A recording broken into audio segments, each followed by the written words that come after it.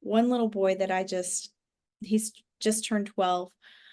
His mom started having him come see me because he is victim mode. His mindset and his verbiage is it it's almost on the negative, like, oh, I don't know, I'm a terrible writer, or I'm not good at math, or I can't do this.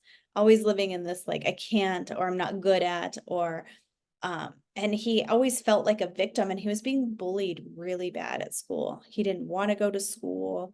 I mean, kids threw him up the chain link fence. Kids were telling him, you better throw rocks at so and so. If you don't, I'm going to beat you up. And we just kept doing our coaching one-on-one. And that was I started him in the 2023 spring school year. And of course, he also attended my leadership camp. And then we took a few weeks, a break for a few weeks, and then continued coaching during the fall. And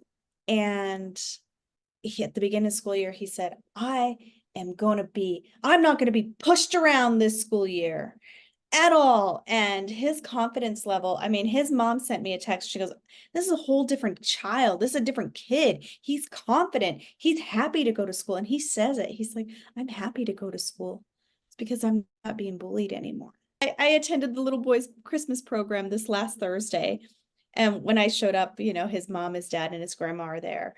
And they just kept raving about how much the work that I've done changed the little boy. And at 12 years old, I remember where I was at 12. So to have so much support and growth at that young age, and to have such a uplifted, to feel so much more confident, it's a very big deal. And that little boy stood up on stage, and he actually had a speaking part in the Christmas program.